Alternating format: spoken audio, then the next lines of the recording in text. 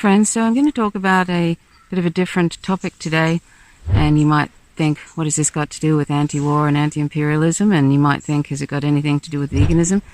Well, it does have something to do with some of those, all of the above in a way, but I wanted to just talk about Star Trek, actually, and what the Hollywood business execs have been doing with the essence of that series.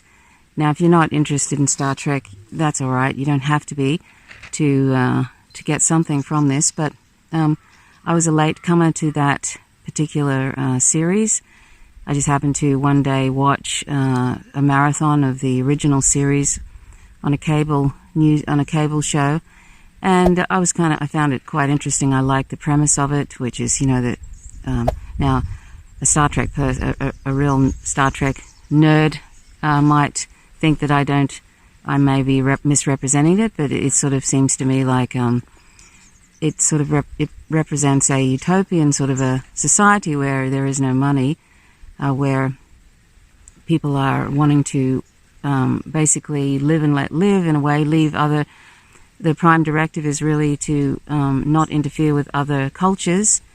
I think they tended to, on a couple of occasions, break that prime directive in an attempt to assist a culture that was going to be destroyed or something. But basically it was sort of like respecting other species, and that's where veganism comes in, respecting other species and not interfering.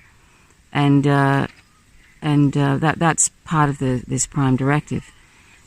So it's sort of like, and by the way, yes, I still have my broken arm, and that's not going to be operated on probably for the next couple of days. I've been basically waiting for 5 days now, 6 days, and doing nil by mouths most days, expecting a call from the doctor, and the doctor sort of rings up and says, "Oh, there's been an emergency come in. We can't operate on your arm." So that hasn't been much fun for me. I don't have much energy because not drinking for hours and hours, and I mean even water, not drinking for half a day is quite sort of tiring. But anyway, so yes, hopefully that will be done soon because it really hurts, and that's also tiring. But anyway, the original series was something that I enjoyed, and I enjoyed that this sort of the respect that went on. Of course, the original series had lots of sexism in it, unfortunately, because the writers reflect the times, even though they're writing for a future time.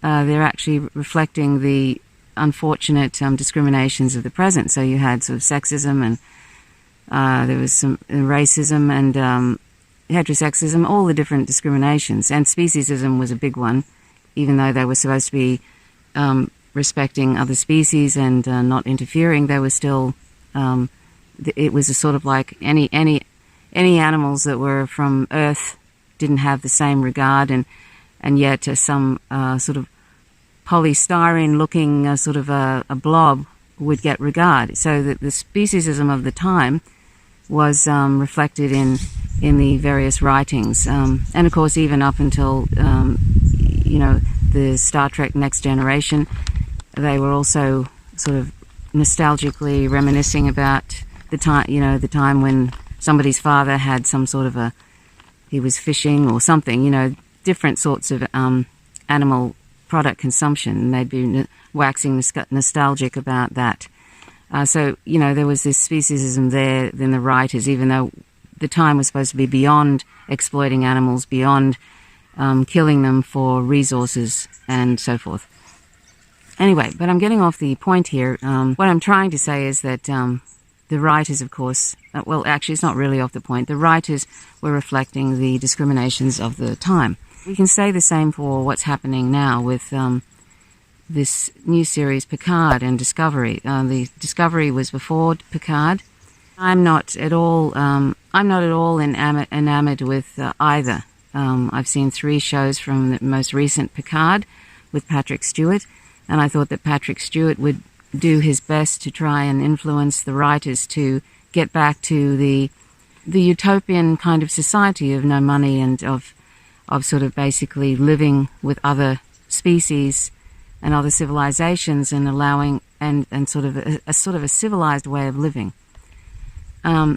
So unfortunately, like the earlier series, the times are reflected in the writing, and also our system of unfettered capitalism is reflected where it actually co-ops anything, and that includes civil rights movements. It co-ops things to then promote a product, like Coca-Cola did with co-opting the civil rights movement in its advertising and promoting Coca-Cola. I think it was Coca-Cola, or was it Pepsi?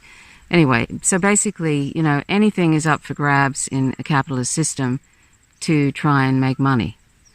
So, what I feel is being reflected. Capitalism, of course, is the studio executives for Discovery and for Picard. They're both supposed to be Star Trek series. The writers are sort of reflecting the unfettered capitalist capitalism by wanting to whatever the audience is, and sometimes it's dare I say lowest common denominator type wants, desires. They're sort of, instead of keeping with the essence of Star Trek, they've sort of they basically now have, it's degenerated into a kind of where it's dystopian, like Starfleet is instead of being sort of something to look up to. Although I have my thoughts about this whole Starfleet thing, and I think there's American exceptionalism injected in there, and also there is an imperialist kind of no, not imperialist. There's American exceptionalism injected into that, and has been right from the start. But I feel because it's an American series, and so they're looked upon as a force for good, and I don't know whether that is being projected as it goes along, which is something that U.S. empire likes to project, which is that the U.S. is a force for good, when in fact it's actually going around destroying countries for hegemony and resources. But in the case of Star Trek, it has an American feel, and it is the Starfleet is supposed to be a force for good, but in fact it actually is a force for good in that regard, in that it's not going around destroying other cultures and civilizations and species for resources and hegemony. So that's the difference, I guess. But there is a sort of this element of exceptionalism in there, I think. But maybe. And it's also human-centric as well, because it's seen from the point of view of humans, and there's not much diversity really in the various species. Sometimes there's not much diversity. They're sort of they seem to reflect human behaviors and things like that. But anyway, that's for another time. And but what I was going to say about Picard and Picard in particular is that I feel like, and this I'm sorry if this sounds conspiratorial, but I feel like because if you've noticed, a lot of shows on cable, they always they can't just have a character that is morally consistent. They tend to have characters that are morally inconsistent, and they always have this sort of a kind of a dark side to them. And you don't know from one, there's nothing consistent about them. Whereas series prior to 9/11, they did have, in Star Trek, they had characters that were consistent morally. They were working for good. They were trying to get on with each other, and so forth. And there were other shows that weren't Star Trek that were also doing that. Then I've noticed, though, over the last 20 years, particularly since 9/11, that there are a lot of shows now, and it's gotten worse probably past 2010, where a lot of sadism is being introduced. I'm not talking about Star Trek now, just shows in general. Sadism towards animals, then it became towards people, like Game of Thrones. There's constant sadism towards, just gratuitous sadism towards people in Game of Thrones, and a lot of shows, particularly a lot of shows, are very dystopian and dark and gritty, and there's a lot of morally inconsistent characters, and they're all plotting against one another and scheming, and it's sort of it's really hard to find things that are different from that. All very dark and gritty and grim, and sort of almost like a very, very depressing kind of Blade Runner type thing. Like, I really liked the movie Blade Runner with Harrison Ford, the original one.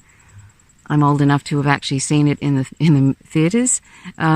So it's it's sort of like Blade Runner, but a lot of these are like Blade Runner, but nowhere near as good. And this is what Picard reminds me of. It's kind of like they all seem to be sniping at one another, like verbally and griping. There's shallowness in the characters. The Starfleet, which I mentioned was a force for good, is now taken this dystopian turn and is actually, not a force for good at all. The main character Picard is sort of is a part of this plucky band of people that are going to address that. It has a flavor of Blade Runner because it's got sort of like the replicants in Blade Runner were sort of being hunted down. In Picard, apparently the artificial life forms like Data from the Next Generation, who was an android, they apparently all went off the rails, and so they became sort of banned, basically. Data actually was a really amazing character, I thought, and but see, they've actually turned it on its head. And this is the thing about Star Trek, is that it was always something that if as far as television and as entertainment goes on TV, was a thing that you could kind of look at as something that could be aspired to, where species and races and cultures all try to live in harmony. And I sort of feel like, and as I said, this is going to sound conspiratorial, but I feel like, and the idea also is that Star Trek is a thing about peace, working towards peace and not having wars and diplomacy. And if you watch this channel, how strong the U.S. empire has become since the 9/11 attacks, how it's used the 9/11 attacks to actually clamp down on civil liberties, to invade other countries in the name of on lies, and it continues to do that. And it's just out of control, a really rogue state that doesn't at all it's not at all interested in following international law, and it's basically just out of control. That's what the U.S. empire is. Well, and it actually is clamping down on journalists, independent journalists who are exposing the lies of the U.S. empire. It's clamping down on anti-war and anti-imperialist activists, anti-war movements. It doesn't want anything to take hold in regard anti-war and anti-imperialism. And so anything that is sort of promoting, and Star Trek for 30 or so years, well actually probably almost 60 years, has been always consistent up until these last two franchise things of Discovery and Picard, have been consistent in this push for peace. It has people are trying to get on with one another. It has a lot more focus on interpersonal relationships. And these last two, this series in particular, Picard, has turned it all on its head, and it's sort of dystopian. The whole thing is sort of, it feels like the drudgery of everything else that you see now on TV, the drudgery and the moral inconsistency and the griping at one another, and also this big focus on CGI instead of character-driven things. It's taken all the niceness really out of it and taken this drive for peace out of it, really. And this is where I say this can sound conspiratorial, but I feel like that Hollywood executives, and may I add, I haven't mentioned yet, that Hollywood is heavily influenced by the military-industrial complex in its scripting. A lot of shows for quite a while now have had to approve, if they want to use any military weapons or aircraft or anything, they have to put their scripts in for approval. And anything that makes the military look poor, or makes it look suspect or criminal or anything like that, they won't get approval. So there's things like, you get things that sort of boost American exceptionalism and boost sort of keeps putting out this message that whatever Americans do, they're trying to do it for good, like Homeland, all these different things. I haven't watched Homeland. I don't want to give money to what I feel is just propaganda efforts. But there are different things that are coming out, like the Jack Ryan thing, that Jack Ryan sort of a series they're actually putting out propaganda about Venezuela right now. And Venezuela trying to develop a nuclear bomb or something. Just it's propaganda to go against the likes of countries that are a target of U.S. empire. So Hollywood has been heavily influenced. Its scripts have been heavily influenced by the military and the CIA, because they, in some ways, hold the purse strings for these the armored vehicles and all of that, and airplanes and all of that kind of thing. So, and I would say that probably not surprisingly, Operation Mockingbird, which was started many decades ago by the CIA to infiltrate the media so that they can basically, as William Casey said, the director of the CIA, he eventually wanted to see that the public, all they really understood were basically propaganda, basically. That's what he said in 1981. I'll see if I can find that quote. So, there's probably that element too of the Operation Mockingbird. So there's, I'd say that there's Hollywood executives that are a part of that. That's not conspiratorial. That's actually sort of would be a fairly real speculation about it, since that's an aim of the CIA, is to basically propagandize, and it's actually not even really against the law for the government to put out propaganda. So here we go with Hollywood. If its aims are to, if the military has its finger in so many pies like that, and wants to heavily influence, wants to basically continue on this imperialist notion that what they do is for good. Any imperialist adventures are for the good, and if anything bad happens, it's just an accident. It's not intentional, which is completely false. If they want to do that, then why wouldn't they be also, since Star Trek is being taken over by people that are don't really understand the whole premise of the show in a way, why wouldn't there be an injection of that kind of imperialist stuff in there? So I feel like this is just my own feelings about it, and it makes me angry, really, because I'm not going to be bothered trying to watch any more Star Trek these Star Trek shows, the new ones, anymore, because I feel like they're completely intentionally trying to destroy the premise of it. They're trying to destroy the premise of the whole show, the essence of it, which is to push for peace, to develop, to see the interconnectedness of everybody, to go beyond discriminations and sort of accept other cultures as they are, and not try and homogenize everything, and to reduce and diplomacy, promoting diplomacy and ending war. That is what I've seen of the past Star Treks, and these two, this particular latest one, Picard. I feel like it's definitely sends a signal to me. The last couple of shows, the Discovery and Picard, it sends this message to me that the days of that sort of message, that essence of Star Trek, is gone, and they are actually trying to destroy that and basically usurp the whole thing to actually take over the whole idea of what Star Trek actually means. I really do. I think it's an intentional destruction of those very important messages that people have found comforting. I know that I find it comforting. If I want to watch something on, I enjoy watching old Star Trek shows, because it goes beyond the absolute mess we have right now on the planet. And if you go and have a look at IMDb, IMDb is the movie database online.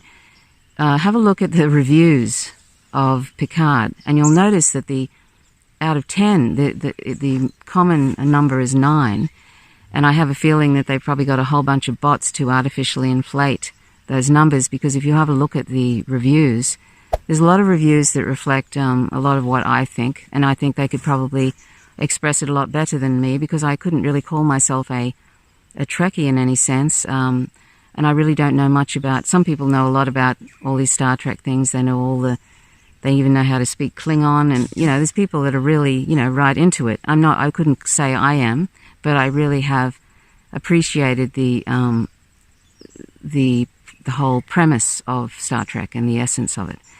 So when I watched, I was looking forward to this Picard series, and unfortunately it's on Jeff Bezos's Amazon Prime, and I completely loathe Amazon. There's reasons for that. You know, Amazon is just a gigantic monster that treats its workers dreadfully, and it's just destroying small ventures, and it's awful. And he's very, very wealthy. I think he's got like 180 billion with a B dollars, and he just keeps making more money and more money. So, you know, I prefer, and so this is the irony of it. You know, here we are he's like the opposite of what this whole Star Trek thing is supposed to be about, but in fact it's actually being destroyed by capitalism, you know, trying to just exploit Star Trek fans, bring them in to watch it, and then eventually they'll drop off. And it's really just a CGI science fiction that isn't very good. This is Picard now I'm talking about, and Discovery is also awful. It's just a CGI science fiction that's not very good. It's not very good in a standalone thing, and as a Star Trek thing, it's appalling. So my point of this video today is that this is how far gone I think things are, that the military-industrial complex and the powers that be, there's a lot of Hollywood people are Democratic Party diehards, and the Democratic Party is a warmongering, corporate-serving party. And, you know, anything that is going to go against that narrative, pushing for peace, basically if you push for peace today, you're called a Russian asset or a Putin puppet. I mean, it's insane. And I feel like that's what they're doing to Star Trek, which is one of the very few shows that actually, where it goes beyond capitalism, it goes beyond, it's supposed to go beyond speciesism of using animals as resources, although they do a fairly poor job at that, because as I say, the writers, the discriminations of writers are often reflected in those shows, and most people still are not vegan, so you'll see that they have a speciesism towards any animals that are from Earth, and they still reminisce about the days when they could eat animal products, you know, like fishing and all this kind of stuff. But I feel like, but you know, on the whole, it sort of has that sort of going for peace and working together with one another, and working in harmony, and cultures and species all trying to live in harmony. Well, they don't want that anymore. I mean, the powers that be don't want that. They want, the US empire wants to homogenize the world, have continuing capitalism. They don't care. The powers that be don't want people really to be thinking in terms of having peace. You know, they don't want that. And they also want people to believe that they don't want people to see characters that are morally consistent that want peace. So they are inventing characters that are weak and all over the place and inconsistent, angry and gripey at one another and selfish. And, you know, we're constantly getting these sort of models. Any sort of good role models are being robbed from us. Not that we should look to Hollywood, or definitely not to Hollywood, but not that we should look to entertainment to provide us with role models. There are plenty of great role models in the world. We just don't hear about them. But what children are exposed to on television now is these morally inconsistent, selfish characters, a lot of the time, and violence. You know, more and more violence, and people can, you know, argue, well, you know, seeing violence in games, video games, or whatever, that's not going to affect you. I beg to differ. If you're constantly exposed to certain things, it normalizes it, and then violence becomes normal. Sadism becomes normal. Being morally inconsistent becomes normal. These are things, if you're continually exposed to that, that's what eventually seeps in. It's a sort of an osmosis, and children are very impressionable. So anyway, that's all really I wanted to say about Picard and this whole Star Trek thing, is that I feel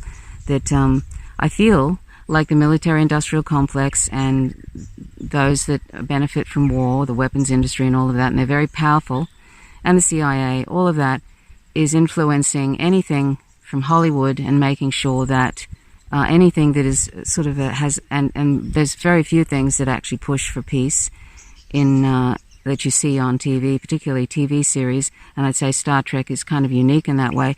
They're trying to destroy that one of those main shows that's been has had a very consistent thread of pushing for peace and a utopian sort of a society, and it's trying to destroy that with these new franchises.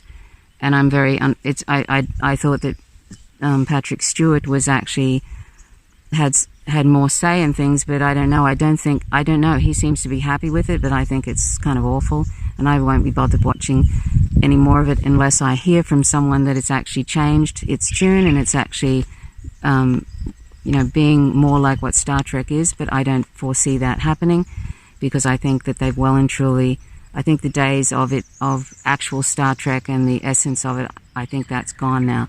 And I think they do not want that on the airwaves. They don't want children exposed to that idea, and they are intentionally trying to destroy the whole essence of that Star Trek theme. But that's just me. I mean, you can please share your thoughts about it. I'd be interested to hear what people feel. I just had a discussion with my partner about it, because I was just sort of thinking there's something very wrong here, that they don't even pretend to try and keep to the essence of that show, of that Star Trek sort of peace utopian sort of theme. They're not even trying. And they got plenty of negative feedback about Discovery, that the show before that's still ongoing. They got plenty of negative feedback about that and what was wrong with it, and they've just completely ignored that and then produced this other thing that's sort of like kind of similar. So there you go. So I don't know who they're trying to appeal to, but I know what they're trying to destroy, and I think they're doing a very good job of it.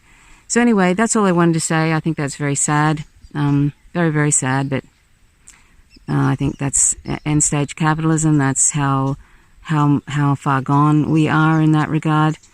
I think, I sometimes think something has to get really bad before it gets good, but I don't think we have time, because of the climate crisis. I don't think we have time to turn this Titanic around, I'm afraid. So I don't know. But anyway, please feel free to leave your comments in the section. I'd be interested to hear what you think. Please subscribe if you haven't already. Click the notifications bell, otherwise you won't receive notifications when I drop a video. Thanks so much for watching. My name's Trish Roberts. Till next time. Bye for now.